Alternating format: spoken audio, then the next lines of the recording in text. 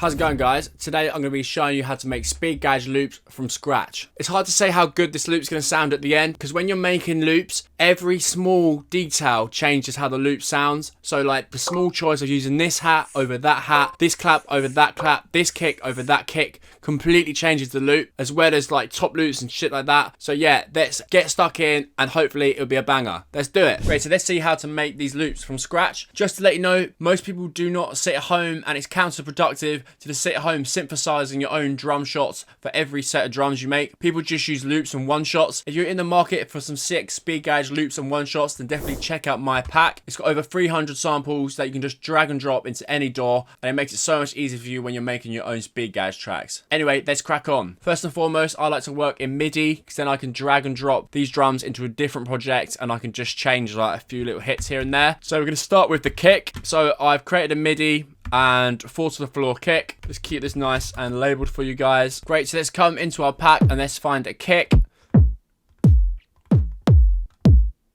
I think number 2 sounds good, so just drag that in here. Nice and thumpy. Maybe it's a bit long, but we can always change that later. What I'm then going to do is find a top loop. This might be a bit controversial, but if you want to make really good thick speed gauge drums, you need to layer your own one shots with other loops. That's how you get them to sound nice and thick. There's something in the magic of using an already processed loop with your own drums, which makes it what it is. And that's what speed gauge drums stem from, like lots of like layering and sampling and shit. So yeah, that's how you get heavy speed gauge drums. So let's now go to and find a top loop. So before we drag our top loop in, I'm just going to add some EQ. So let's go EQ and let's take out the low end because what we want from the top end is those sort of high layers. So let's just bring anything about 500 or less out of the mix. For taste, I'm also going to add a little reverb, bring that down, something like that, put it on high, and let's bring that up. Cool, so now let's go to our full loops. For this video, I'm going to be using the Eurotrance ones. I'm just listening. The ones that have a nice sort of like crispy top end with like shakers and stuff. So this has got a nice top end, although I don't like that bell because that's obviously Eurotrancey. No. No. That's cool. It's nice and minimal. See what else.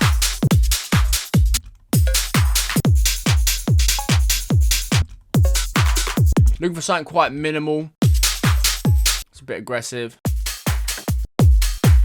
Nah, I think this it's minimal, but it's nice. That top end is quite nice. Let's just solo it. Let's go in on the EQ. Almost just want that. Those little shakers. Obviously, you could use shaker loops. A good way to make shaker loops is a thing called Shimmer Strike and is a contact plugin. Shimmer Strike 2 it's called. This is what I normally use to make my shakers. It's really good. It just like sounds really realistic. It's really cool. Right, cool. So what we're going to do now is start making it speed gaugey. We've already got a great foundation, but now we need to make it sound like speed gauge because that don't sound like speed gauge. So firstly, let's start with the hat. So the hi-hats are quite crispy in speed gauge, so let's go hat and let's get the same MIDI from this and then let's just move it bang bang on the offbeat. Let's now go back to our speed gauge pack, hat open, and let's have a flip through. But already that's a banger, banger, banger, banger. I mean, there's so many options. That's cool. I mean, they're all cool. I think they all work, to be honest. Maybe even try it up. Let's just try a few different samples.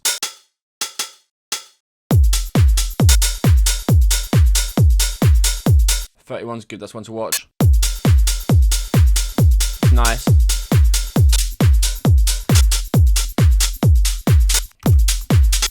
Try to find one that matches the sort of vibes of this loop. It's either 8 or 31 I'm vibing with. I mean, I've not really looked at these, but for the sake of the video, let's keep it quick.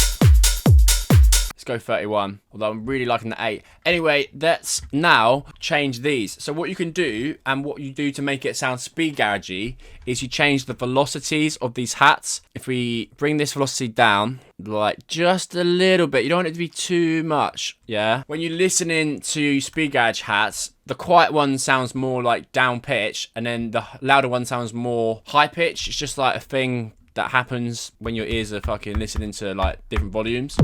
So you'll perceive it as deeper. See, that sounds more high pitched, right? Obviously, the other way you can do this is to go on controls and then use the detune and then change the detune for everyone just a little bit. I mean, you can do either really. But yeah, now let's hear that as a whole.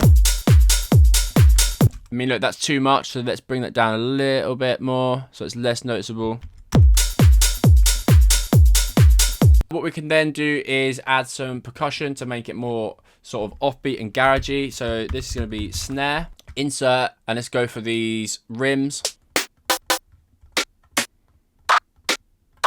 Let's try this number 7. And let's turn right click, triplet grid.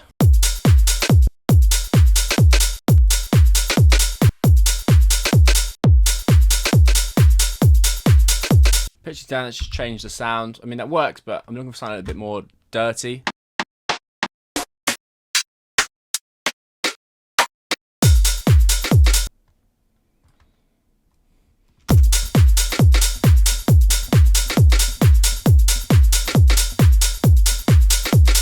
Great, now we can add a clap. Insert MIDI, clap, bang, bang, bang, bang, bang, bang, clap.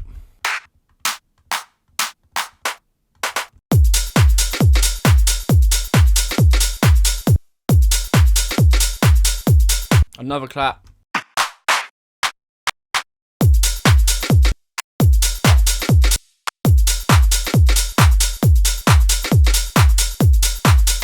Even add a little bit of reverb on that one.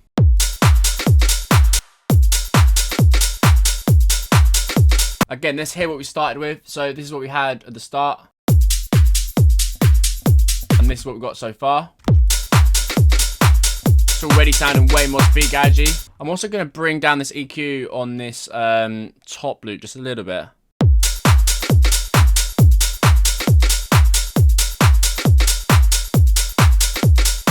Great, what I want to do is make it a little bit more dirty. So I'm actually going to pitch down these hi-hats. So this hi-hat, let's pitch it down. Great, so yeah, we pitched down this loop by 2 octaves. It just makes it sound a bit more dirty and garagey.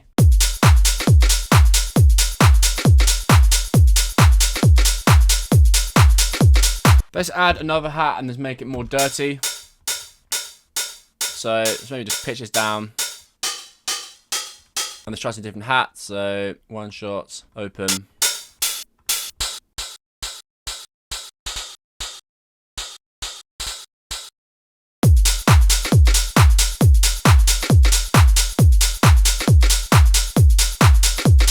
And what we could even do is just add this on the second beat. So like this.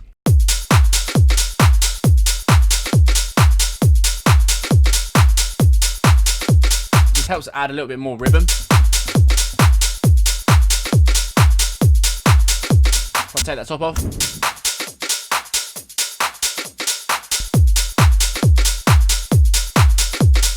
Cool, then we could obviously add like a nice sort of ride. So go ride.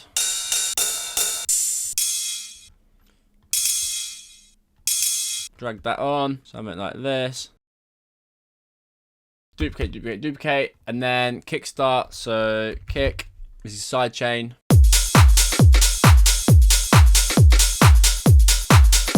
Not big on that particular one, that's changed.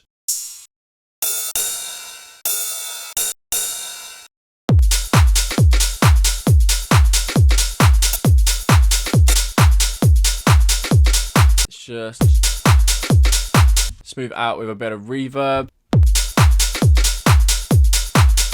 Put it nice and subtle in the background. What we can then do is maybe add some swing. So you can either extract it from this, but I don't think this is very swung to be honest. So let's just quantize that. And let's look for some swing. So let's go swing 61, bring the amount down to like 70, and let's put that on everything. My camera died, but lastly I would group these. I then chuck like a glue compressor, so glue, and then I like these full parallel. You can obviously play around these settings.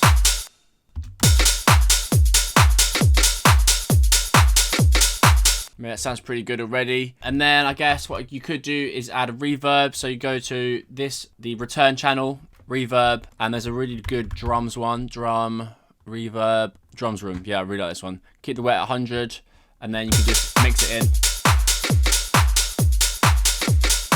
Don't really go above 18. That's about it. Just sort of puts everything in its own sort of like universe.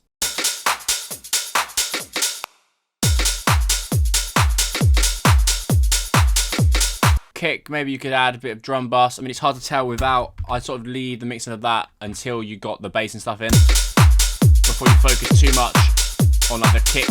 That's why I always leave the kick separate, because you want to mix that more with the bass than the drums. If you listen to that top loop as well, you can hear a slight bit of kick from that. So what you can do is get a kick start or any sort of sidechain, and then mix that out like that.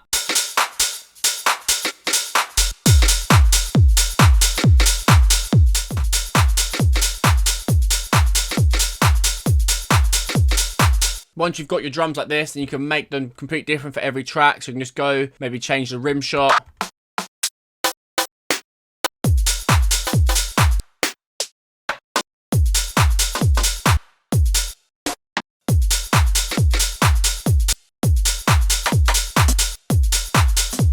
Great guys, thank you very much for watching. I hope you found that useful.